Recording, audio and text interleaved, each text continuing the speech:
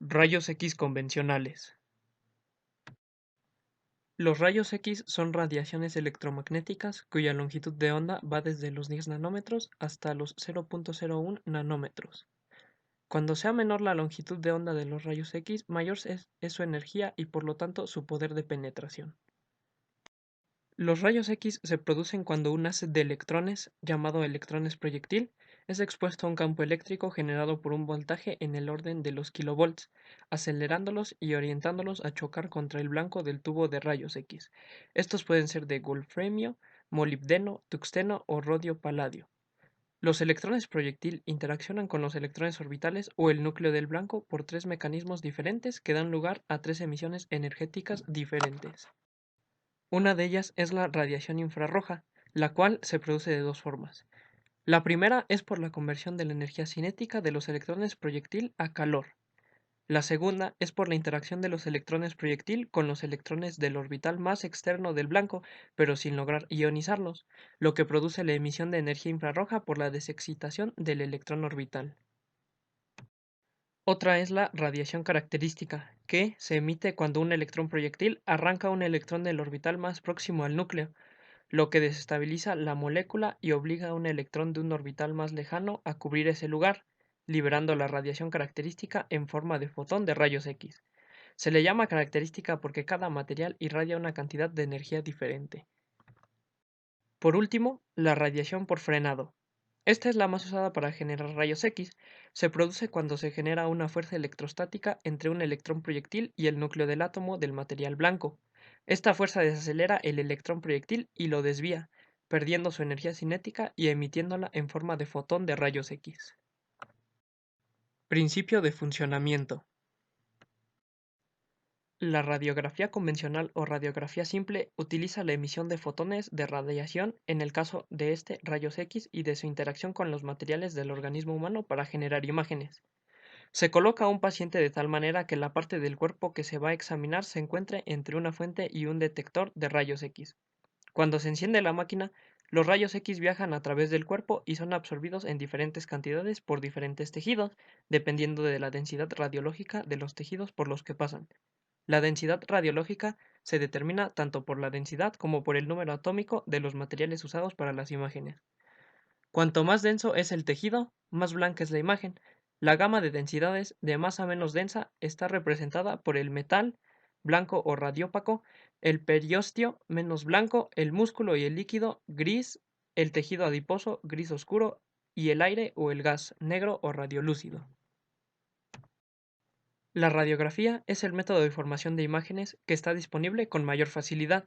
Normalmente es el primer método indicado para evaluar los miembros, el tórax y a veces la columna vertebral y el abdomen. Estas áreas contienen importantes estructuras con densidades que difieren de los tejidos adyacentes. Por ejemplo, la radiografía es una prueba de primera línea para la detección de fracturas, neumonías, obstrucciones intestinales o malformaciones de estructuras óseas, entre otros casos.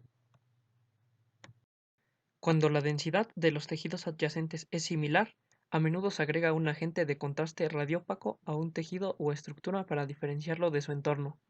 Los materiales de contraste, también llamados agentes de contraste o medios de contraste, son usados para mejorar fotografías del interior del cuerpo producidas por rayos X, tomografía axial computarizada, resonancia magnética nuclear y ultrasonido. A menudo, los materiales de contraste permiten al radiólogo distinguir las condiciones normales de las anormales. Son sustancias que cambian temporalmente la forma en que los rayos X u otras herramientas para generar imágenes interactúan con el cuerpo. Los materiales de contraste ayudan a distinguir o contrastar las áreas del cuerpo seleccionadas de los tejidos circundantes. Los materiales de contraste ayudan a los médicos a diagnosticar condiciones médicas ya que mejoran la visibilidad de órganos específicos, vasos sanguíneos o tejidos. Existen varios tipos de materiales de contraste. Algunos de los más usados son los compuestos yodados o de sulfato de bario. Cuando los materiales de contraste yodados y de sulfato de bario están presentes en un área específica del cuerpo, bloquean o limitan la capacidad de los rayos X para pasar a través de esa área. Como resultado, los vasos sanguíneos, órganos y otros tejidos corporales que contengan temporalmente compuestos yodados o de bario cambian su apariencia en las imágenes de rayos X.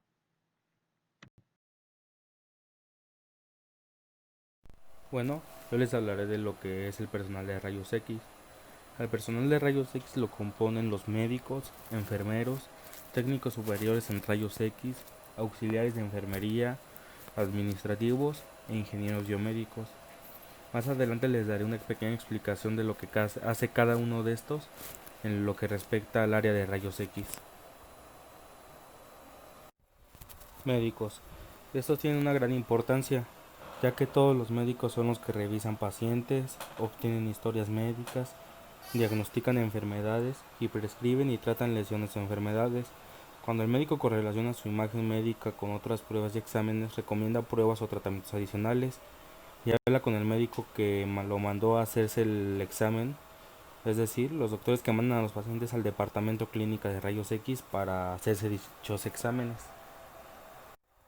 Enfermeros. Los grandes centros médicos pueden contratar a un enfermero de rayos X para que se encargue de las necesidades físicas, mentales y emocionales del paciente que está siendo sometido a exámenes y tratamientos en el departamento de rayos X. El enfermero de rayos X generalmente desarrolla y maneja un plan de cuidado para ayudar a los pacientes a entender los procedimientos y luego recuperarse de los procedimientos. Esto puede incluir el trabajo en conjunto con la familia del paciente. El enfermero puede realizar exámenes o llevar a cabo medidas preventivas de salud dentro de las pautas prescriptas e instrucciones del radiólogo. Además, el enfermero puede tomar nota de los hallazgos del médico y discutir casos con él u otros profesionales de la salud. Técnico superior en rayos X. Los técnicos tienen como función asegurarse de que el paciente se expone a la cantidad mínima de radiación necesaria para producir una imagen clara. También tienen que protegerse a sí mismos y a los demás de la radiación durante el funcionamiento del equipo. Para llevar a cabo esta función se necesita una habilidad de trabajo en equipo para trabajar junto con otros profesionales de la salud, tener seguridad y capacidad de trabajar con tecnología compleja, un enfoque metódico, precisión y atención al detalle, la voluntad de aprender nuevas habilidades y mantenerse al día con los avances tecnológicos, interés por la ciencia y la tecnología, especialmente por la anatomía y la fisiología, habilidad numérica y matemática. Auxiliares en enfermería. Los auxiliares en enfermería participan fundamentalmente en los cuidados básicos del paciente, en el mantenimiento de material y como apoyo a enfermeros y doctores. Dentro de sus responsabilidades y funciones se pueden especificar el mantenimiento del orden y material de salas de almacén, cuidados básicos del paciente, procedimientos básicos de enfermería, como chequeos antes de realizarse una prueba a rayos X. Administrativos. Estos deben de asegurarse de que los establecimientos de diagnóstico médico con rayos X deberán contar para su funcionamiento con licencia sanitaria expendida por la Secretaría de Salud, asimismo como realizan tareas administrativas como atender el teléfono, dar citas y hacer fotocopias y registrar a pacientes y anotar citas por el ordenador de acuerdo a su establecimiento. Ingeniero biomédico. El ingeniero biomédico tiene un papel muy importante, ya que la gestión del equipo biomédico tiene como objetivo principal garantizar la operación segura, máximas prestaciones y costo efectivo de todos los equipos biomédicos en uso, mediante el mantenimiento realizado por él, orientado a riesgos con el propósito de proporcionar un entorno seguro y funcional de los equipos y espacios. Además es considerada como una herramienta que sirve para apoyar al personal médico y de ingeniería en el desarrollo, control y dirección de un programa de mantenimiento para el equipo biomédico, así como demás fundamentos en el hospital.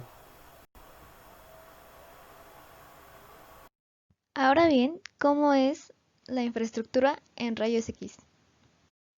Diseño y construcción. Ahora bien, se sabe que para tener una buena sala de radiología se deben cumplir ciertas medidas. Algunas de ellas son acceso a salas controlado. Las puertas de acceso deben de estar cerradas cuando haya emisión. Los pupitres de control de los equipos de rayos X deben estar protegidos mediante mamparas blindadas. Los soportes verticales no se deben colocar en zonas de puesto de control, muros de las salas de revelado o cámaras oscuras o lugares de almacenamiento de películas, y cerca de las puertas, ya que el haz directo se puede dirigir hacia las mismas. Asimismo, el haz directo de la radiación no deberá ir nunca hacia las mamparas. Una mampara es como la puerta que se muestra en la primera imagen y es para dividir las salas de radiología. También no se dispondrán dos tubos de rayos X en la misma sala alimentados por distintos generadores, a no ser de que exista una barrera de protección entre ellos. Señalización de áreas. Se debe tener el símbolo internacional de un trébol bordeado de puntos radiales. Esto indica que únicamente existe riesgo de irradiación interna y es el símbolo que podemos ver en color amarillo. Diseño de la cámara oscura y del lugar del almacenamiento de películas. El diseño irá orientado a contribuir a la obtención de una buena calidad de imagen con el mínimo de exposición a la radiación, evitando en especial repeticiones indebidas. Para elegir la ubicación de las reveladoras se tendrá en cuenta el número de placas a realizar en cada sala y la distancia. En el diseño del interior de la cámara oscura se tendrán en cuenta rigurosamente las condiciones de temperatura, humedad, blindaje frente a radiación, ausencia de entradas de luz, luz de seguridad, distancia y filtro, distribución y color de las superficies de trabajo de manera que el operador tenga la visibilidad necesaria, y ventilación y separación de zona húmeda y seca. Blindajes. Los principales parámetros para definir el blindaje son: 1. La carga de trabajo de equipo de rayos X. 2. La posición prevista del tubo o tubos de rayos X y la dirección. 3. Calidad de la radiación, es decir, la penetración del haz.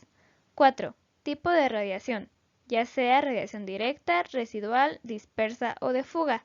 5.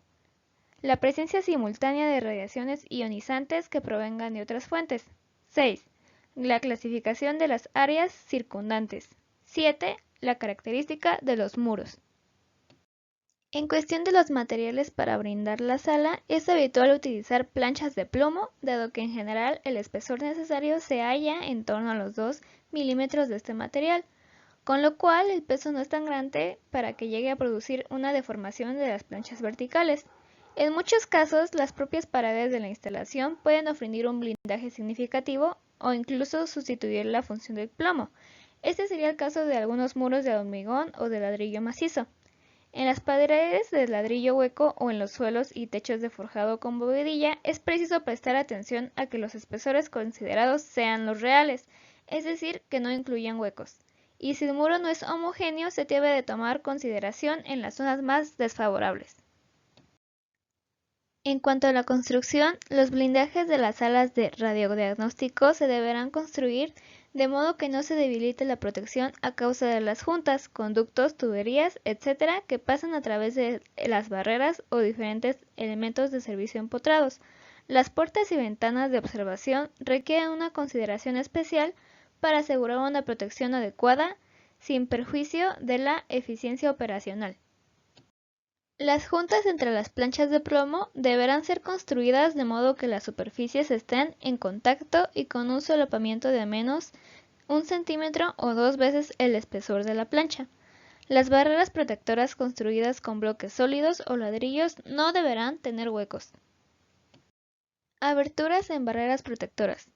Puertas, ventanas, conducciones para ventilación, etc. pueden requerir algún tipo de apantallamiento para asegurar que se mantiene el grado total de protección requerido.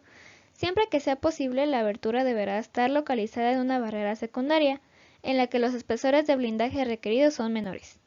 El diseño de estos apantamientos depende a diferentes factores, como la energía de la radiación, orientación y tamaño del campo de radiación, tamaño y localización de la abertura en la barrera protectora, relación geométrica entre las fuentes de radiación y la abertura. Normalmente el material de blindaje más económico para un apantallamiento es el plomo, porque la cantidad de radiación dispersa por este material es menor que la dispersada por materiales más ligeros. La barrera de protección primaria en las salas de radiodiagnóstico no necesita extenderse más de 2.1 metros desde el suelo. Por lo tanto, las aberturas en la pared por encima de esta altura generalmente no lo requieren. Accesos a la sala de radiodiagnóstico. Se debe de disponer de una puerta plomada directamente al interior de la sala. Los requerimientos de plomo o su equivalente para una puerta dependerá de la energía de la radiación, de la carga semanal y de la orientación del haz. Ventanas de observación normalmente deberán de estar hechas de vidrio plomado. Instalaciones eléctricas. Para describir las instalaciones eléctricas del equipo de rayos X convencionales, empezaremos por describir las instalaciones eléctricas necesarias en el cuarto oscuro, en el cual se necesitan tres tipos de luces.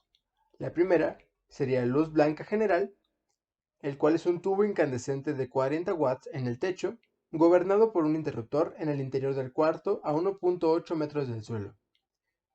2. Luz filtrada indirecta, el cual es una bombilla incandescente de 25 a 40 watts dirigida hacia el techo, con filtro de luz en el cuarto oscuro. Y 3. Luz filtrada directa, la cual es una bombilla incandescente de 15 watts con un filtro de luz de cuarto oscuro, enfocando la mesa seca a un mínimo de 1.20 metros de separación entre ambos objetos. El generador ha de conectarse a la red y por ello hay que comprobar con toda seguridad las características de consumo y disponibilidad que tenemos. Algunos generadores pueden consumir hasta 150 amperes durante 3 segundos de una fuente de 200 volts con una pequeña impedancia de 0.5 ohmios. En casos triviales, se podría emplear un fusible lento de 50 amperes. Los generadores que usen baterías o capacitores considerables habrán de usar una toma de tierra de 110 o 220 volts, con requerimientos de 3 a 6 amperes. Si deseamos usar baterías, lo recomendable es usarlas de plomo ácido, puesto que no requieren mantenimiento. El procesador automático puede llegar a consumir 5 kilowatts en algunos instantes. Necesitará una fuente de agua corriente para el proceso que lleva a cabo. Para la toma tierra, hemos de conectar el generador a la toma de tierra, siguiendo la normativa pertinente del REBT. En ningún caso conectaremos el generador de rayos al sistema de tuberías. La instalación eléctrica dispone de un suministro trifásico con neutro y de conductor de protección. Tanto el neutro como el conductor de protección son conductores de cobre, aislados a lo largo de toda la instalación. Se emplea identificación verde-amarillo para los conductores de equipotencialidad y protección. La impedancia entre el embarrado común de puesta a tierra y las conexiones a masa o a los contactos de tierra de las bases de toma de corriente es de 0.2 ohms. Todas las partes metálicas accesibles están conectadas al mismo potencial, mediante conductores de cobre aislados e independientes. La impedancia entre estas partes y la masa sería de 0.1 ohms. Todas las masas metálicas de los equipos electromédicos están conectadas a través de un conductor de protección a una puesta a tierra común de protección y a su vez, a la puesta a tierra general del edificio. La masa de equipotencialidad está unida a la puesta a tierra de protección por un conductor aislado, con la identificación verde-amarillo y de sección de 16 milímetros cuadrados de cobre. La diferencia de potencial entre las partes metálicas accesibles y el embarrado de equipotencialidad es de 10 milivolts. Se debe emplear un transformador de aislamiento para cada área. Esto con la finalidad de aumentar la fiabilidad de la alimentación eléctrica a aquellos equipos en los que la interrupción del suministro puede poner en peligro, directa o indirectamente, al paciente o al personal implicado, y para limitar las corrientes de fuga que pudieran producirse. Se debe emplear un transformador de aislamiento para cada área. Esto con la finalidad de aumentar la fiabilidad de la alimentación eléctrica a aquellos equipos en los que la interrupción del suministro puede poner en peligro, directa o indirectamente, al paciente o al personal implicado, y para limitar las corrientes de fuga que pudieran producirse. Para las medidas de protección frente a sobreintensidades del propio transformador y de los circuitos por él alimentados, se concede importancia a la coordinación de las protecciones contra sobreintensidades de todos los circuitos y equipos alimentados a través de un transformador de aislamiento, con objeto de evitar que una falta en uno de los circuitos pueda dejar fuera de servicio la totalidad de los sistemas alimentados a través del citado transformador. La vigilancia del nivel de aislamiento de estos circuitos se dispone en un monitor de detección de fugas, que encenderá una señalización óptica de color rojo cuando detecte una pérdida de aislamiento capaz de originar una corriente de fuga superior a 2 mA en instalaciones de 22 volts, siempre que se trate de medida por impedancia, o que sea inferior a 50 kiloohms cuando se trate de medida por resistencia. En el caso de un segundo defecto a tierra, accionará a la vez una alarma acústica, disponiendo además de un pulsador de detección de la alarma acústica y de un indicativo óptico de color verde, el cual nos indicará un correcto funcionamiento del aparato. La tensión secundaria del transformador de aislamiento no sobrepasa los 250 volts eficaces. La potencia no excede de 7.5 kW. Se dispone de un cuadro de mando y protección por sala, situado dentro del mismo, fácilmente accesible y en sus inmediaciones. Este incluye protección contra sobreintensidades, el transformador de aislamiento y el monitor de fugas. En el cuadro de mando o panel indicador del estado de aislamiento, todos los mandos deben estar perfectamente identificados y ser de fácil acceso.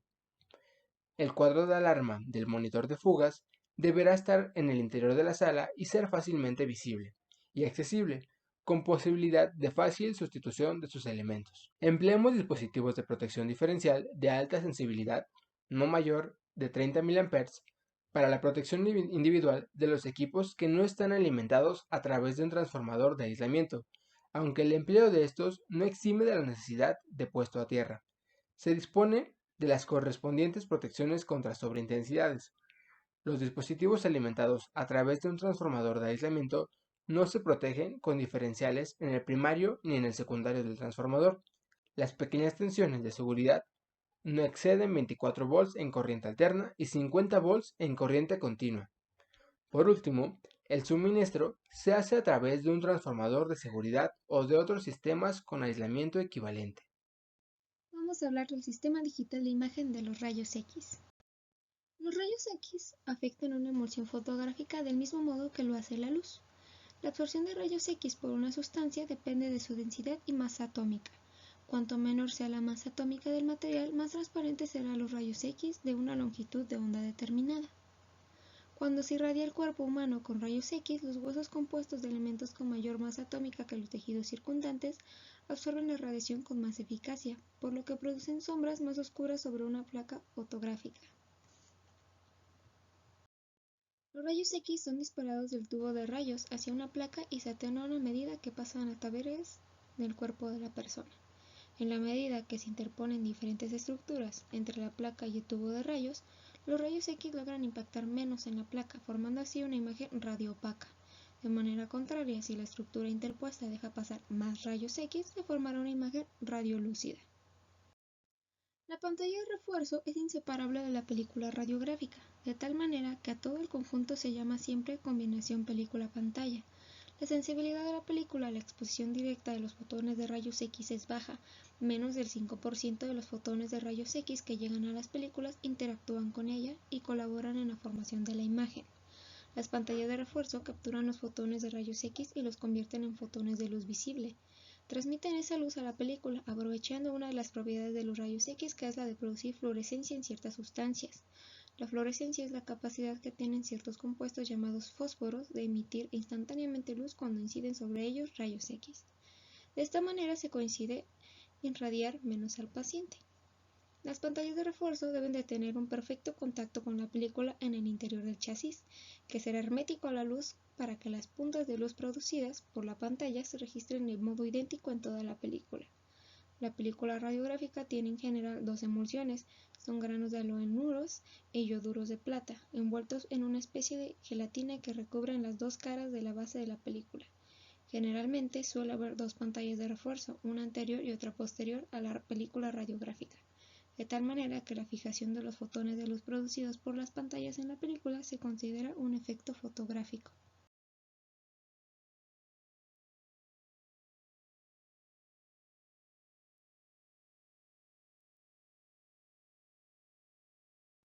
Aquí existe una estructura rígida llamada chasis, con forma de caja plana en cuyo interior se coloca la película radiográfica y las pantallas de refuerzo, excepto en aquellos que se utilizan para hacer radiografías y pantalla. Este tiene ciertos propósitos, los cuales son procurar un perfecto contacto entre las placas y la película durante la exposición para evitar que se produzcan zonas de borrosidad. También protege de la luz a la película radiográfica, que además de ser sensible a los rayos X, también es a la luz visible. Protege y preserva las pantallas de refuerzo de posibles daños externos, además de protegerlas frente a la luz, que también las puede perjudicar. La película de rayos X puede registrar la imagen radiográfica directamente, pero hay un tipo de película preparada para utilizar con pantallas de refuerzo.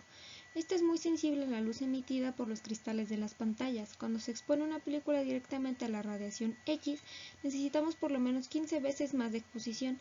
Esta es la razón fundamental de utilizar la pantalla de refuerzo. Las películas que se utilizan con pantallas de refuerzo son mucho más rápidas que las de exposición directa, pero si las utilizamos sin pantallas son más lentas. La película de exposición directa no puede utilizarse con pantallas, ya que no son sensibles a su luz. La radiografía puede hacerse exponiendo solamente las capas de emulsión fotosensible a la imagen que vamos a registrar. La eficacia con que la película responde a la exposición se denomina sensibilidad, o más normalmente velocidad. La transparencia relativa en las diferentes áreas de la radiografía depende de la distribución de las películas de plata. Cuanto más espesos son los depósitos de plata metálica negra, mayor es la cantidad de luz absorbida. La transparencia relativa en las diferentes áreas de la radiografía depende de la distribución de las películas de plata. Cuanto más espesos son los depósitos de plata metálica negra, mayor es la cantidad de luz absorbida y más oscura es esa zona. Esta oscuridad se denomina densidad, por lo tanto la densidad corresponde al concepto natural de ennegrecimiento de una zona. Cuando observamos una radiografía en el negatoscopio, vemos diferencias de tonos entre las densidades de varias partes de la imagen. Esto se llama contraste radiográfico. Las imágenes obtenidas en la película permanecen como imágenes no demostrables o latentes hasta que no se les someta a un procesado químico y físico, con la acción de diversas soluciones del agua y el calor, durante un tiempo determinado. Todo ello hace posible su visualización. En su mayor parte, las películas se revelan automáticamente. Los compuestos químicos utilizados en el revelado manual y no automático son los mismos. En el revelado automático los tiempos son más cortos y las concentraciones de los compuestos químicos y las temperaturas más elevadas que en el manual. Las imágenes obtenidas en la película permanecen como imágenes no demostrables o latentes hasta que no se les someta a un procesado químico y físico, con la acción de diversas soluciones del agua y el calor. Durante un tiempo determinado, todo ello hace posible su visualización. En su mayor parte, las películas se revelan automáticamente.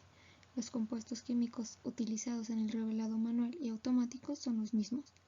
En el revelado automático los tiempos son más cortos y las concentraciones de los compuestos químicos y las temperaturas más elevadas que en el manual. Aquí tenemos las diferentes etapas para poder ver la imagen. Tenemos la humectación, que es el hinchado de la emulsión para permitir la penetración subsiguiente de los productos químicos. El revelado, que es la formación de la imagen manifiesta a partir de la imagen latente. El baño de paro, que es el final del revelado y emulsión de los restos químicos de la emulsión. Fijado, eliminación del haluro de plata remanente de la emulsión y endurecimiento de la gelatina. Lavado, eliminación de los restos químicos. El secado, que es la eliminación de agua y preparación de la radiografía para su visualización.